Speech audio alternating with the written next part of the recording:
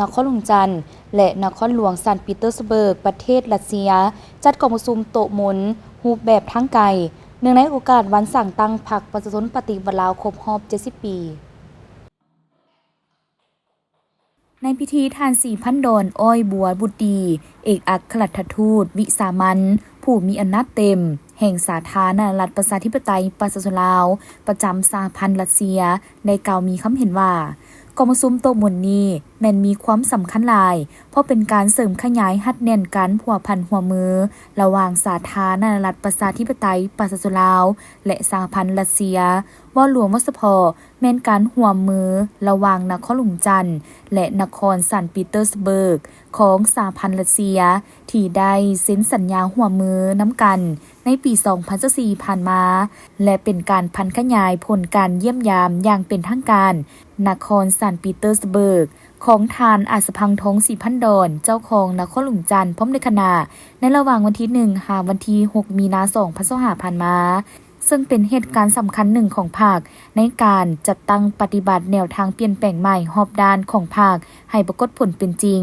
ทั้งเป็นโอกาสเพื่อให้ประชาชนสองชาติลาวรัสเซียรวมทั้งนักศึกษาปัญญาชนได้ค้นคว้าเรียนรู้ประวัติศาสตร์การกำเนิดการนำพาชี้นำประเทศชาติของภาคประชาชนปฏิวัติลาวในตลอดระยะ70 ปีผ่านมาพร้อมนั้นยังแสดงถึงเนื้อแท้อุดมการณ์ของพรรคประชาชนปฏิวัติลาวในการนำพาประชาชนลาวบรรดาเผ่า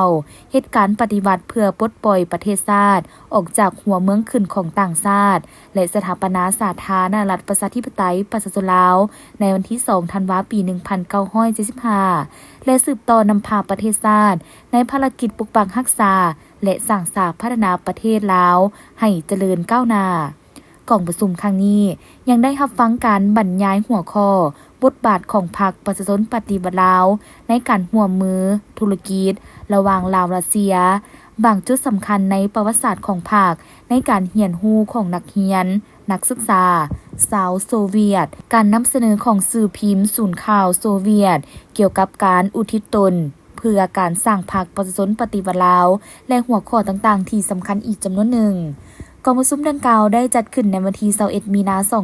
2025ที่นครหลวงจันทร์เข้าร่วมโดยทานนางบัววอนสุขละแสงหัวหน้าแผนกแผนการและการลงทุนนครหลวงจันทร์พร้อมด้วยภาคส่วนเกี่ยวข้องของนครหลวงจันทร์และนครซันต์ปีเตอร์สเบิร์กประเทศรัสเซียเข้าร่วม